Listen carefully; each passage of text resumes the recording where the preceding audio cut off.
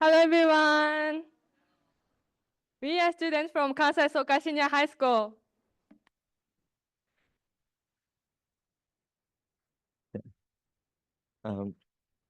This is the outline of today's presentation. Hi, I'm Nobaki Hirai. I'm in 10th grade. My MBTI type is ISFP, and I belong to a tennis club in our school. I like watching anime, and I'm not good at cracking an egg. Hi, my name is Yuna Hirose. I'm 11th grade. My MBTI is ESFJ. I'm from Saitama Prefecture near Tokyo, but now I live in dormitory in Osaka. I belong to the school council, and I'm good at karate, and I have a black belt. Let me introduce our school. Our school, Kansai Soka Senior High School, located in Katano, Osaka, Japan, was established in 1973. As you can see from this image, the school is surrounded by nature, and although it is far from the nearest station, students are able to comfortably attend classes, study, and participate in club activities. And one of the features our school is proud of is this guideline principle. Don't build your own happiness on others' misfortune. This guideline principle was presented by our founder, Dr. Daisaku Ikeda, in his speech at the first entrance ceremony, and it was filled with the idea of making Kansai Soka a garden of peace. This idea still lives on in the school today. Incidentally, please let me also introduce who Dr. Daisaku Ikeda was. Before he was our founder, he was a religious leader, poet, and humanistic activist. He has visited 54 countries and regions around the world, meeting and conversing with people of culture, and scholars, and has received numerous awards for his achievements, including the United Nations Peace Prize. Among them, 409 academic honors have been bestowed upon him by academic institutes around the world. This founder's mentor is Josei Toda. He is the second president of the Soka Gakkai and announced the concept of global nationalism and the Declaration Against Atomic and Hydrogen Bombs, which became the foundation of the Soka Gakkai's peace movement. In the Declaration Against Atomic and Hydrogen Bombs, Dr. Toda said, "We, the peoples of the world, have the right to exist. Those who threaten that right are demons, Satan, and monsters." He added that nuclear weapons are an absolute evil and that we must eliminate the disregard for life and lacks behind the nuclear weapons issue. Our founder and our thoughts are based on this Dr. Toda's word. Now, I would like to get right to the point. Our focus is on how to make the most of the values of youth in actions toward the realization of nuclear abolition.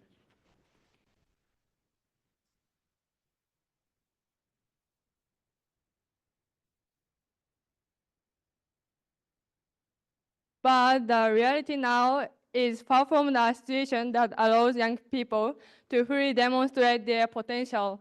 Here are some numbers to represent this reality. Do you know what they represent?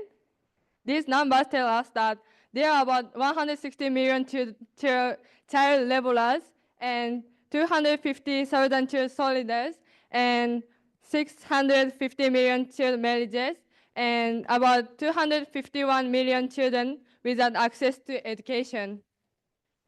As those shows, a significant number of young people around the world are being treated unfairly by adults for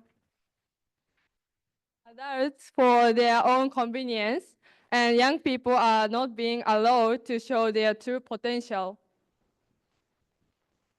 Eleanor Roosevelt, who drafted the Universal Declaration of Human Rights, said, "It is not enough to talk about peace. We must believe in peace, and believing alone is not enough. We must act for peace." Antonio Guterres, Secretary General of the United Nations, also said to the youth, "We need you as partners and leaders. We need your help to build a peaceful and more sustainable world. Other international intellectuals recognize and need the strength of young people. Our founder said, courage to face the harsh reality head-on is what we, the citizens of the world, must have as our weapon. If the youth raise their voices for justice, the world will surely move in the right direction. This citizen of the world is a citizen who learns from the world and fights for the world. The voices of our youth are not meaningless and are changing the world little by little. However, it is the adults who actually decide things. It is the adults who prevent youth potential from being demonstrated fully. Even to eliminate nuclear weapons, there must surely be consent among adults between nations. The example of movements by SGI youth, however, suggests the way of escaping from this reality. They hosted Future Action Festival, online signature drive, and participation in the youth conference of the parties. Actually, I joined the Future Action Festival with my family and friends from my school. At the time, I was not very interested in nuclear weapons, but through the performance of the atomic bomb piano and the songs of famous singers, I was able to feel close to nuclear weapons without being rigid. The result of the youth attitude survey conducted by the executive committee were announced at the Future Action Fest. A total of about 120,000 individuals in their 40s or younger living in Japan responded to the survey. Over 90% of the respondents answered that they would like to contribute to the betterment society. When asked if nuclear weapons are necessary, more than 80% of the respondents answered that they are not necessary. However, more than half of the respondents found it difficult to have hope for the future, and 80% feel that the voices of young people are not reflected in national policies. Many young Japanese people want to contribute to the society, but are unable to take action. Then, young people have power to influence adult, youth, and society. As is often said, young people are the experts in our world. Our communities become more just and equitable when all people get involved and take action. Youth engagement also can lead to increased academic performance and improved social emotional well-being. But to do so, people in decision-making positions must be tolerant with young people's perspective, action, and attitude. If people in decision-making positions are not tolerant, youth engagement will not be possible and will be only a formality. In order for adults to be tolerant, it is necessary for them to understand the strengths of the youth. We would like to propose and implement these 3 action plans. First, utilizing social media. The reason why we use social media is because solidarity for nuclear abolition is visible in the form of followers. So this solidarity, which I will explain later, is an idea that emanates from the words of our founder. We chose Instagram and Facebook for its social media platforms. Instagram will post to young people and Facebook will post to adults. There are 3 specific things we will do. First, we will post initiatives that young people have done. These posts will be aimed primarily at adults, with the goal of increasing tolerance for the potential of young people. Second, we will post a quiz on nuclear weapons issues regularly to our Instagram stories. We plan to start with short periods of time between posts. We will do this in order to keep our followers connected to the issue or to the CIF participants to the CIF. Third, we will post about evidence that nuclear weapons should not be used. This account itself will be created with the purpose of spreading solidarity for nuclear abolition. So we would like to post this kind of content to increase the size of the account.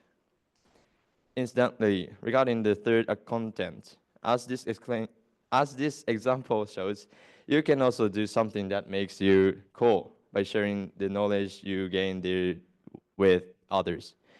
I think it would be really cool to have a senior or a peer who is smart like this. I recommend you to try it. And here are the QR codes of Instagram and Facebook. If you have your smartphone right now, please scan this. I want to wait for it for 30 seconds. I hope you will listen to this while doing so. And I want to encourage you to share this account with any of your friends who are interested in the nuclear weapons issue. Also, however, we do not want your participation, which we seek in our future actions, to the point where it will have a negative impact on your daily lives. I just want you to know that. So please feel free to listen and join us in the future. 30 seconds have passed, so I will go to the next slide. The second action plan is to hold remote online meetings. These meetings, which are open on a sustained basis, will allow us to make more friends around the world. We have decided that this meeting will be made up of CIF participants and friends of other CIF participants. If you have friends at your school who are interested in the issue of nuclear weapons or would like to be friends with high school students from abroad, please connect us using those SNS message. Then we can arrange an online meeting. If we get a lot of requests, we are ready to do it constantly. By making friends all over the world, we will not be able to think of attacking or dropping nuclear weapons on the countries where these friends live. In short, this is what we want people all over the world to do, regardless of age, to achieve world peace. The third action plan is to distribute name tags to CIF participants. This will give us more opportunities to remember the existence of this conference after CIF and keep this solidarity alive. The reason why we have been aware of solidarity is because our founders strongly called for it in the joint statement with Adolf Perez Esquivel, a human rights activist and Nobel Peace Prize winner in 1980. Therefore, we both want to call out to the youth of the world. There is no obstacle that cannot be overcome by the power of solidarity. Let us expand the solidarity of action by youth in many layers, transcending the differences in cultural and spiritual identities and attributes. In the rest of our lives, some of us may continue to focus our attention on nuclear abolition, while others may become involved in other areas. However, I believe that the connections we have made here and working hard together with the common idea of abolishing nuclear weapons are genuine. There is nothing wrong with spreading it, but I believe that whether we do or do not spread this solidarity is not important. What is most important is to keep this solidarity alive, maintained. With this in mind, allow me to give you an example of how this name tag could be utilized. I'm really tired today. I didn't get along with my friends, and I don't even know what I'm living for anymore. Oh, that's the name tag from that time, isn't it?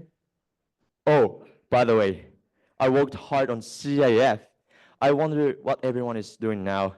I wonder if they are working hard on their own action plans or other various things. Thinking about it, I'm starting to feel more energetic. All right, everyone is working hard. I'll do my best too. Thank you for your listening.